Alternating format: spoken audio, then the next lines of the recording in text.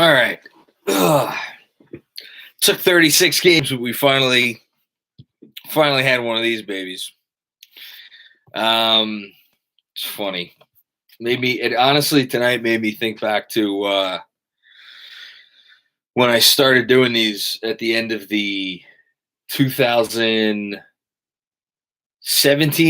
season, the first Moutier year post KP injury, and the fact that I've been doing these for 2.5 straight years, and how many games like this I've sat afterwards and tried to make chicken salad out of chicken shit. I actually almost forgot what it was like to try to do that, but I better remember because, man. Well, I mean, look, I've always made my bones on looking at the bright side. And the bright side is that, again, it took 36 games for us to have a game like this. Even the Denver game, they were down by, I think, 18 or 20 heading into the fourth, but they were competitive that game. They just got outplayed by, a top 5 or 6 team that was hitting on all cylinders. You go back to the first couple games of the year, Pacers, Sixers, those got away from them in the fourth, but they were, the Knicks fought, they were in it. This was just a dog shit on top of dog shit. I'm not going to put too much into it. Breen said it on the broadcast. I mean, these games happen. I won't call it concerning, but there were two things that were a little annoying about this one. One is that, I mean, look, they were obviously sloppy the whole night, and there was a crispness that was lacking on defense. And, every game that they've been down by 10, 12, 15 points, there's always a stretch where they really lock in on defense and they get back in the game. That didn't happen tonight. They got down by whatever it was in the third quarter, and you were waiting for that stretch where they really locked in on defense, hit a couple shots, make it a game in the fourth quarter. Didn't happen. Whatever. It's not always going to happen. David Futternick, yes, thank you. We said 45. It was 23, so we were close. What was I going to say? The only parts that are somewhat concerning, and I should also talk about burying the lead. They didn't have a point guard tonight. And I'll get into Frank. I thought Frank had a really nice night, but we'll talk about it in a bit. But, there's a reason you need point guards in the NBA. And I think more than the fact that they didn't have a point guard is the trickle-down effect on the rotation and, forcing guys into bigger minutes and, who are maybe not accustomed to playing those minutes. But what I wanted to say at the outset, the concerning part to me a little bit is they were winning this game in the second by a good deal. And then they were down by 1, about to go into the half. And then that play at the end of the first half was just abysmal and gave up the 3 and went into the half down by 4. I'm sure Tibbs reamed them the hell out at halftime. And yet they came out in the third, again, not that they were lacking effort or anything, but there was nothing. So, if you're a doomsdayer person, if you're like, oh, it's all going to come crashing down, that's probably the thing you point to tonight that is the concerning sign. I think more likely it was just head into the All-Star break, looking to get there, maybe reading a few headlines, maybe listening to a few podcasts. If you remember the Knicks roster tonight, hearing your name bandied about as oh, the Knicks, one of the best stories in the league. Let's talk about the Knicks. It happens. This will bring them right down to earth because it's a reminder that you can't win games in the NBA unless you actually play well. Bad eyesight. I like that. YouTube name. This happens to every team in the NBA. It's fine, easier to stomach since they've been mostly competitive all season. Yeah, obviously I'm not too bothered by this. I also think Julius Randle, and I'm not gonna fault him for this. I think he came into this game with the mindset of all right, we're down a couple of guys, I got to do a little bit more, and we were reminded that with Julius Randle, it's he's been towing that line all year and brilliantly, and I'm going to have something on him in the next couple days where I sing his praises even more. But yeah, I think it was Randle's worst game. And you know what? It's a reminder that for as much as I will get on here and praise the hell out of Tibbs, game after game after game after game, a lot of this season's success is on Randle being just really good. And Randle did not have a great game tonight. And, coincidentally or otherwise, the Knicks got blown out. So let's talk about, of course, Mark Berman is tweeting about the fact that Austin Rivers didn't play tonight, which I love you, Mark. Come on. Let's get into a couple things, and then I'll take some questions. Let's start with Frank, because it was news before the game, obviously, that Derrick Rose was going to miss this one with with health and safety protocols. It sounds like he's going to be out until after the All-Star break. Let's hope that they could still beat Detroit without Derrick Rose. But, man, talk about something that would put a damper on the first half of the season. But that's the good news. The good news is they can win that game and they go into the All-Star break above 500. Frank got the start in Derrick Rose's place, and Frank played well in that he hit shots when he had the opportunity to shoot. I thought he was aggressive at the right moments. But I think Frank reminded us, like, look, it's year 4. He is what he is. And what he is I think he's a guy that can be a wing on a good team. Again, he's hitting shots. He could help move the ball in an offense. It's like you look at Utah's offense, right? That offense is built on pretty much everybody they put out there can put the ball on the floor if they need be, but they only have 2 point guards. They have Conley and they have Donovan Mitchell, and I guess whoever their backup point guard is. But I think of those 2 guys as their point guards. Like Frank, love him, nice game. I think this is maybe not that we needed it, but the final reminder that Frank is not, he's not a point guard, and that's fine. You could still be a really useful NBA player and be a good NBA player and helpful in all of the things, and just make sure he's a wing. He's a wing who can put the ball on the floor and do some stuff, and that's fine. But I actually thought tonight, whatever, he was minus 20, somebody's telling me. I thought it was nice that he hit shots. So let's start with that. I am going to go from there to the one bright spot on the night for me, real bright spot.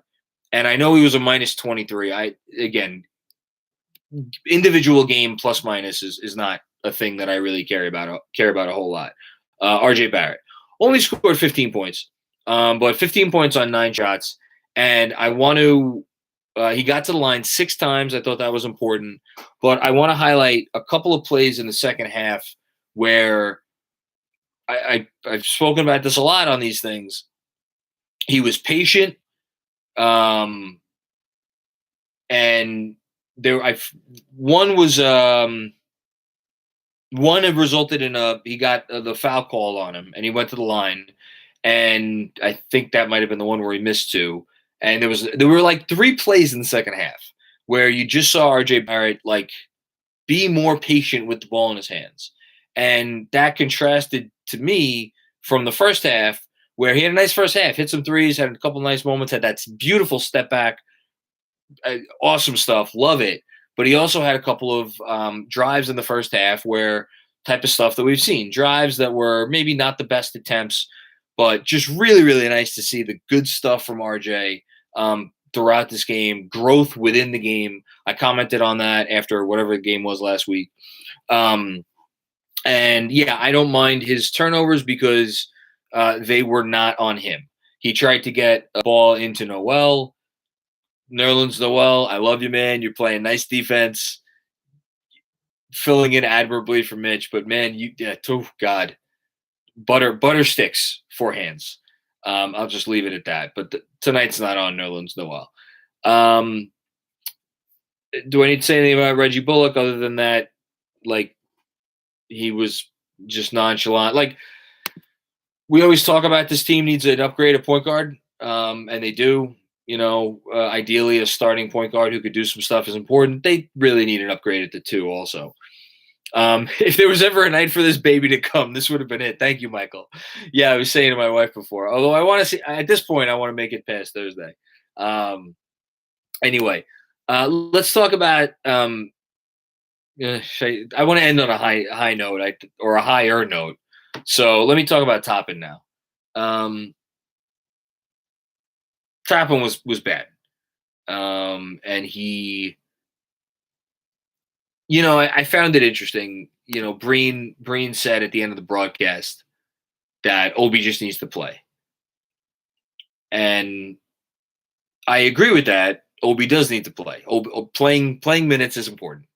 But if Obi was playing 20 minutes a game, 25 minutes a game, I think the mistakes that there was a moment in the fourth quarter where it was DeJounte Murray behind the 3-point line, and Obi stunted out as opposed to giving a strong contest, and Murray hit the 3, and Tibbs just shook his head and looked back at the bench and said something to somebody on the bench. And it was just very indicative of okay, he's a rookie. He's a rookie that is still going to do rookie stuff if you put him in situations that he is not maybe accustomed to. And he played some 5 tonight. Early on in the game, he didn't rotate, led to a layup because RJ, did what he could against a driving Keldon Johnson, and whatever. Took a charge, that was nice. Hit a 3, it was nice. He's so much better above the break than the corners, which is frightening at this point, but whatever, it is what it is. Had a couple dunks. It is what it is. I'm not concerned about Obi. I've been consistent with this. I'm still not concerned about Obi. I can't be concerned about a guy who just crossed the 300-minute threshold as an NBA player in his last game. But I think tonight was just a reminder that if the Knicks are going to value being competitive throughout the year, which I think they should be valuing, I think he's going to be more of a 12 to 15 minute a night guy as opposed to a 20 to 25 minute a night guy. And that'll change. He'll get better. He'll grow. Tough matchup tonight against a team that's going to exploit anybody's weakness. Who's that? Is that, hey, Vivek, what's going on, man? I have a theory on Obi's development this year. I think Tibbs wants Obi to work on all of his weaknesses rather than force feeding and pick and rolls. Wants him to become more well-rounded, in my opinion, first. Yeah, absolutely. I completely agree with that. I mean, we know where Obi's bread and butter is. Obi's bread and butter is put him in the pick and roll with four shooters on the floor and let him cook. And he could do that. And I think Tibbs knows he could do that. The only other thing I'll say is I'm not sure, he trusts Obi. For the Knicks to do that, practically speaking, I guess he could do it with Randle, but to me, I envision that more of a lineup with Obi and Knox and, pick your wing and Quickly and I guess Frank. That's a rough lineup for the Knicks right now. I'm not sure they're going to win those minutes. But I completely agree with that comment. And thank you, by the way, for the super chat contribution. Francesco Capelli, D Rose was dearly missed tonight. Completely agree. Let's call it like it is. This team looked really disorganized. Not only tonight, but they look. Elfrid Payton. I'm not saying they can't survive without Elfrid Payton, but Elfrid Payton showed us. We were reminded over the last week where they've had some moments on offense where it's been a little stagnant and a little disjointed. He's good for something. I still want them to trade Elfrid Payton tomorrow. And I still think this team is going to be better for the long run this season and moving forward with someone else in that spot. But he's good for some stuff. So let's give Payton his due. All right. Anything else I need to say about Obi? Not really. I don't really need to belabor the point. Look, I want to see him after a full NBA season. I want to see him after a full training camp in a role that's more ideally suited for him. Obviously, getting more minutes, but the point is just, if he got more minutes this year, I don't know if it helps them. Burks was awful tonight.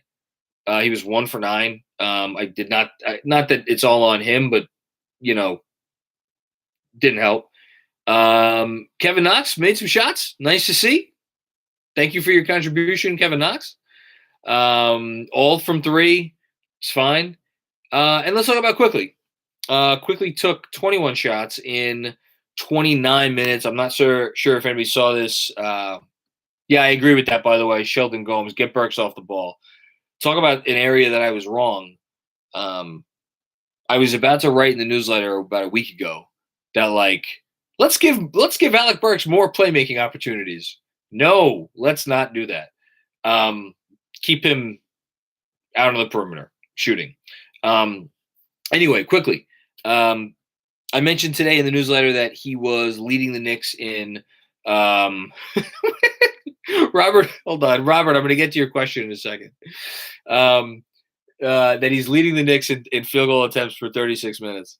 He took 21 shots, as I said, in 29 minutes tonight. He made 8 of them. He ended up with 26 points on 21 shots. I think I want to note that,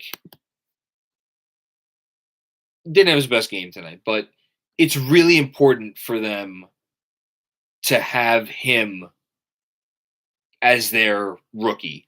And I don't people are always comparing Halliburton to Obi. To me, the more interesting comparison is Halliburton to Quickly, and which theoretically is more well suited for this team and this roster. I think it's Quickly, hands down. They need a guy who's going to come in and who's not going to be afraid to put up shots, especially on this team where there's too many guys, I think, that are hesitant. Which is, they try to move the ball, but a lot of times it doesn't go anywhere. You need a guy who's going to be able to be all right, I have no problem putting up shots. And at the end of the day, 26 points on 21 shots is not a bad night. Even though for him, it was not a very efficient night. All right, I have to answer this. Robert Cross in the Super Chat. What are your top 3 ways to enjoy a chicken cutlet? Because why not? Number 1 is just the first cutlet has to just be just the cutlet by itself. Just enjoy the cutlet. Has to be. That's the old school, I've been eating cutlets since I was a little kid. Second, in a sandwich with some melted mozzarella cheese. If you want to throw some bacon in there, some kind of a Chipotle ranch situation. Am I missing anything? Lettuce, whatever. Maybe some fries on the side. And then, I don't know. Let's go with some hot sauce. Just, douse that baby in hot sauce. Those would be my top 3 ways. Thank you very much for that question. Okay, what else we got? IQ's overratedness. I like overratedness comments. IQ's floor could be Patty Mills. Man, Patty Mills, I remember years ago I wanted to get that guy as a free agent, and tonight I was reminded why. He just always seems to hit shots against the Knicks. I think that's a fair floor for Quickly, but I think his ceiling is higher. What else? Is Eric Fu. Is Frank a 6'4" Robert Covington? Well, first of all, I think Frank is 6'5", or maybe even taller. Covington. That's an interesting comp for Frank for 2 reasons. One, I think Covington has showed himself to be a nice guy off the ball. He's able to hit shots more often than not. And he's a much better off-ball defender than on-ball defender. And I'm not saying Frank is a bad on-ball defender, just like Covington isn't a bad on-ball defender. But he can get beat on ball, just like, as we've been reminded, Frank could get beat on ball. Off ball, Frank I think, has the chance to be one of the best off-ball defenders in the league. So Tony Allen with the jumper. See, to me, Tony Allen is more a guy who, if you stuck Tony Allen on, and I was younger when I watched Tony Allen, but if you stuck Tony Allen on somebody, Tony Allen had the size and the wherewithal and the skill to not shut a guy down, but like he'd just make anybody, any wing, any guard, he'd make their life a living hell all night long. And I personally don't see that with Frank. To me, Frank, if you're a guard who has some speed, if you're a wing who has some size, you could make Frank's life difficult. But I do think he's still an immensely valuable player on defense, and he could do some stuff on offense. So, that's nice. Let's see. What do we got? Harrison Rich. RJ and Frank still have that chemistry. Didn't skip a beat. I completely agree with that. Andrew Chen. Macri, who is the player or players Windhorst refused to name on the pod? Who wants to be traded to New York? I may have heard something about that earlier today. I would just say use your common sense, right? Leon Rose was an agent for a notable firm. I believe it was CAA.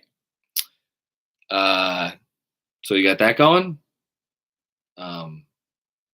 Hired a lot of Kentucky guys, or hired a Kentucky guy.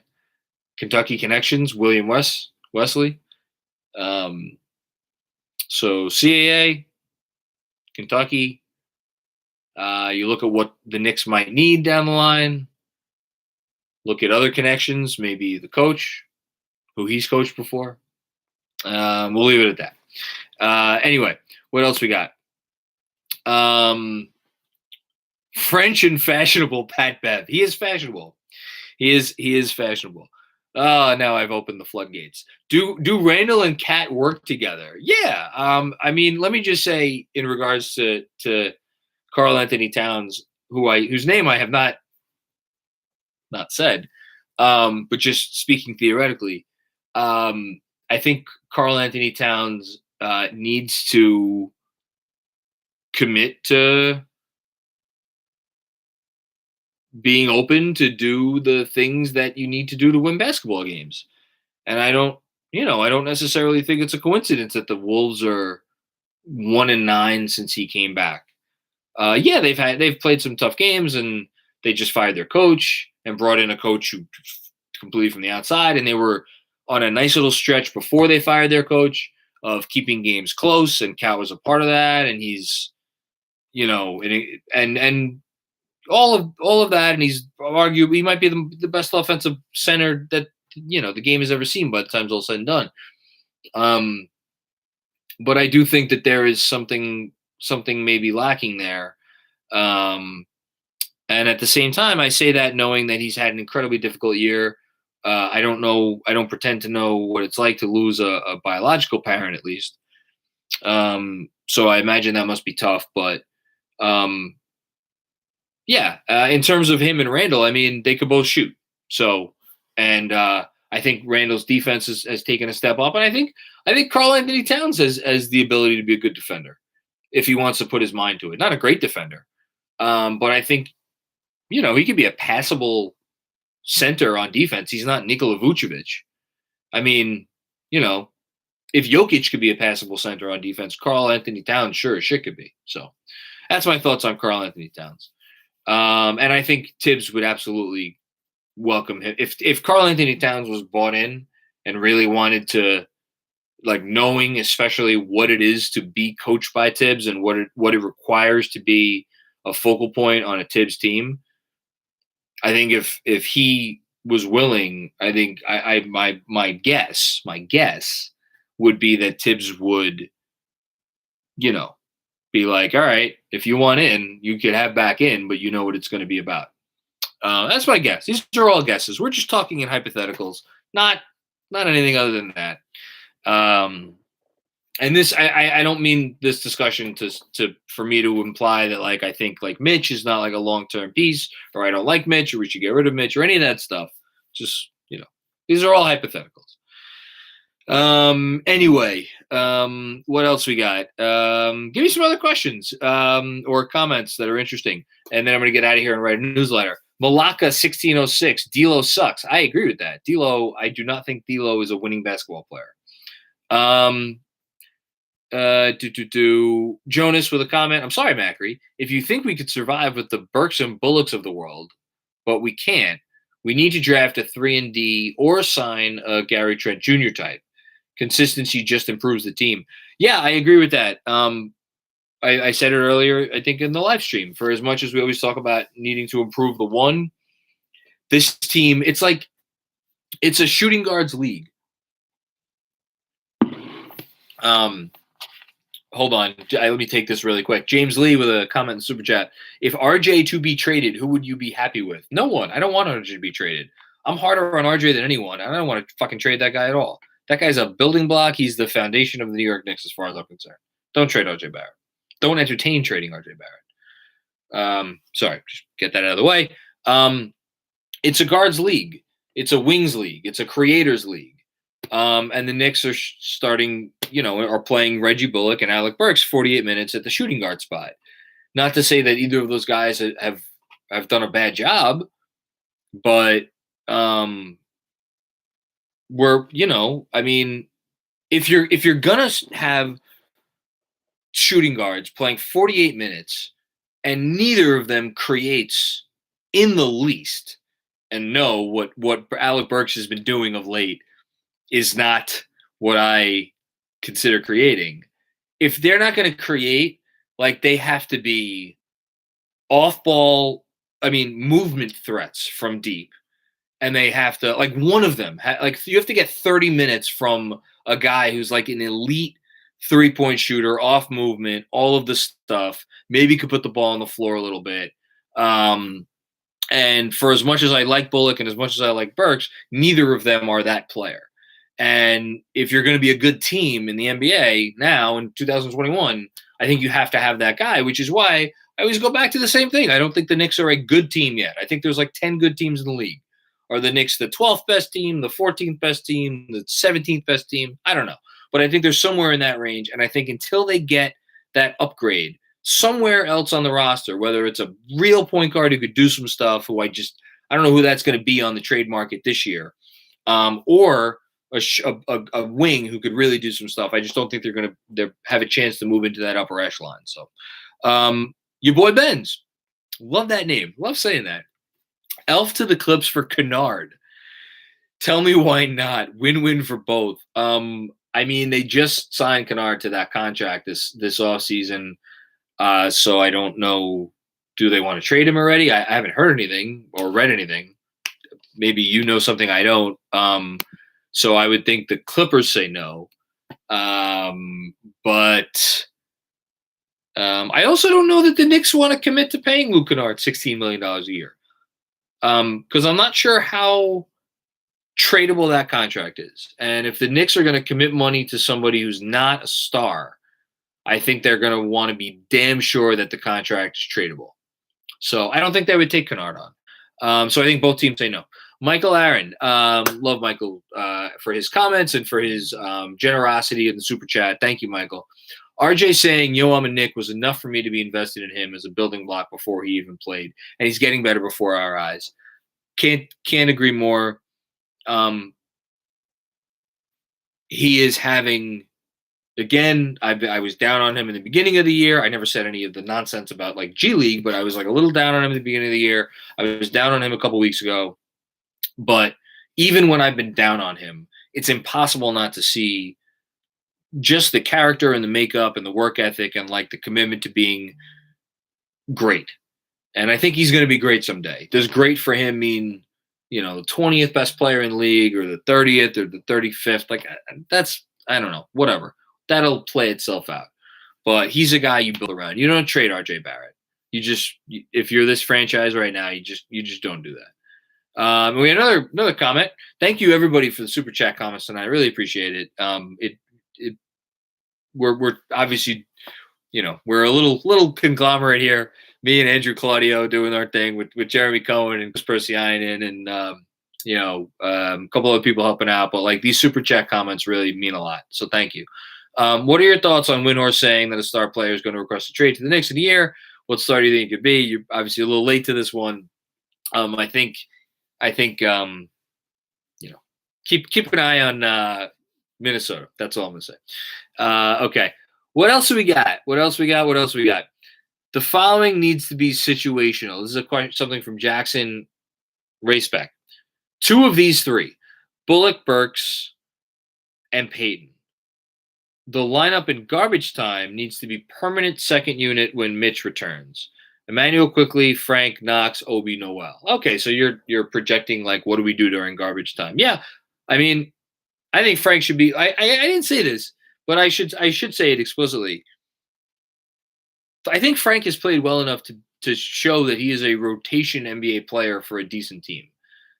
Again, is it on this team? We'll see, but I don't know. Young Lido, not to beat a dead horse, but only 1 year, $5 million is what the Knicks paid for a version of Mitchell Robinson that can't catch a pass. The lobs aren't worth that much. Yeah, I think this is a bigger discussion about the value of the center position and specifically what is the value of the center position for a center who is not an offensive hub. Forget offensive hub. For a center who's like just a really limited offensive player and who defensively, the thing I'll say about Mitch, and I think we've missed him, and we are absolutely missing him. And like we've kind of glossed over the fact that he's gone, but they got blown out tonight. They were missing, ostensibly 3 rotation players, including 2 starters. So, the thing with Mitch that I will say, just because you might be a top 10 or a top 5 defensive center in the NBA doesn't mean necessarily that you are like get a certain amount of like the Rudy Gobert designation. Like Rudy Gobert is a special player. He is a walking top 5 defense. And there's only one Rudy Gobert in the league right now. Like Embiid, I guess, comes close. But even him, so to say that like Mitchell Robinson is like 80 or 85% of Gobert on defense, that doesn't mean that Mitchell Robinson should get like 80 or obviously because Rudy Gobert just signed a contract that's going to pay him $40 million a year. That's not to say that Mitch should get, a percentage of like what Gobert gets. Like unless you're Gobert, if you're primarily there for defense, your salary can only be so high, at least from a smart team building perspective. So I do think that's a valuable comment to point out that we signed Nerlens Noel, who he's maybe 80 to 85% of what Mitch is, but he cost $6 million on a 1-year deal. Mitch is going to require, something more than that. So something to consider. Stevens B. Guillaume, I hope I got that right. Kawhi to the Knicks if the Clippers flop in the playoffs again? Question. IQ, RJ, Kawhi, Randle, Mitch looks great with Tibbs coaching. I'll go to war with that group any day. If Kawhi wants to come here, man, I will sew a red carpet and lay it down myself in front of Madison Square Garden if Kawhi wants to come here. Because, man, just to allow myself to dream for a second, if you put Kawhi Leonard on this team and Kawhi Leonard was your best player and Julius Randle was your second best player and RJ Barrett was your third best player and Emmanuel Quickly was your fourth best player and Mitchell Robinson was your fifth best player, yeah, that team could fuck around and do some damage. And, yeah, that would be a lot of fun. That's all we're going to talk about with that. But thank you for allowing me to dream for a second on this night that we got our ass kicked. All right, 1 or 2 more, and then I'm going to get out of here. Alexander Villegas, just feel like the front office is going to try to get something for a playoff push. I completely agree. I think they're going to make a trade. I don't know who it's going to be, but here's the thing to remember. They're not going to let $15 million in cap space just vanish into thin air. They are going to use that $15 million somehow. If you don't use it before the trade deadline, you can still use it on draft night. It doesn't expire until the league year turns over. So while I don't think it's imperative that they make a trade and use that money in that way, it's dangerous if you don't use it because who knows what happens on draft night? Who knows what's going to be there? Who knows what deals are going to be available? There's probably going to be a team looking to get off money so they could deduct the tax. The league rules are that you don't pay the tax unless you go into the following league year with like whatever your salary is as you go into the next league year, that's what determines who pays the tax. So yeah, there's probably going to be deals available on draft night, but if I had my guess would be that they're going to try to use that cap space before the deadline. Or the trade deadline. Exactly. Why is my wife in the chat saying no baby yet? Did somebody ask about the baby? I'm assuming she's watching from the living room and just can't hear me. No baby yet. No baby yet. We'll see. Maybe, I don't know. At this point, I'd like to make it past the Pistons game, so we'll see. Let's get one more comment. All right, this is a good one to end on. Jonas Plout always asks good questions. I like your questions, Jonas. If you could pair any player with Randle, who would you choose? That's a good one. Does it have to be realistic? Because I'd like to pair Steph Curry with Julius Randle.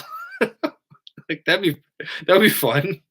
But no, let's talk realistically in terms of like players who might actually become available in the next 2 years or so. If it's anyone and it's just like for the immediate future, then yeah, it'd probably be Curry. Anyone more than Curry? I mean, Kawhi would look pretty nice.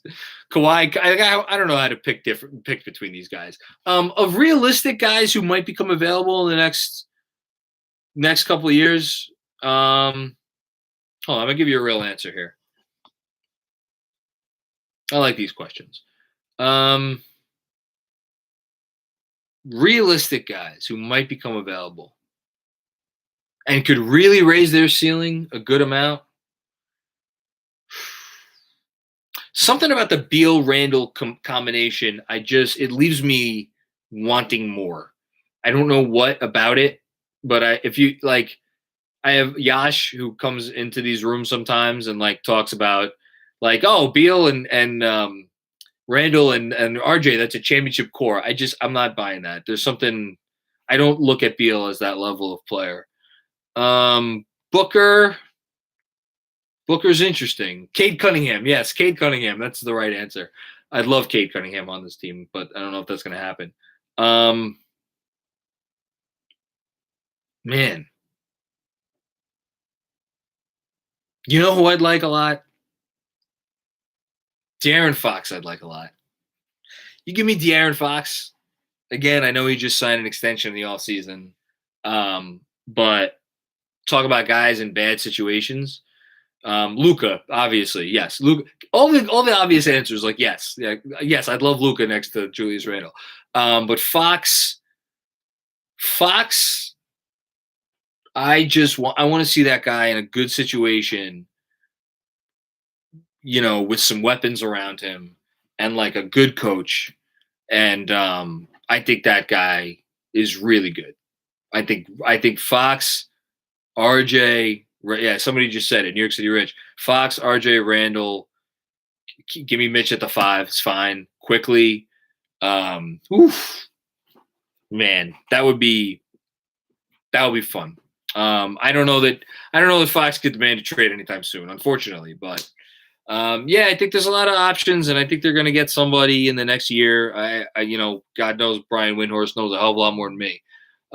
James, what's going on, James? We'll be fine. Go Knicks. Try a cutlet with vodka sauce. Oh, I love cutlet with vodka sauce. Chicken cutlet, Parmesan with vodka instead of marinara. Nice sandwich. That's just beautiful stuff. You're all making me hungry. So I'm going to go eat something. I don't even know what I have in the house, but I'm going to go try to find something to eat. I actually think I have some chicken cutlets in the house, so I'm going to go heat up a chicken cutlet. Maybe make myself a little sandwich. And I will see everybody hopefully on Thursday night, hopefully after a win. I needed this tonight after that game. Shit, that was ugly. And don't forget, we're dropping a pod tomorrow with David Fodernick. He's awesome. You're going to enjoy it. All right. Adios, everybody. Have a good night.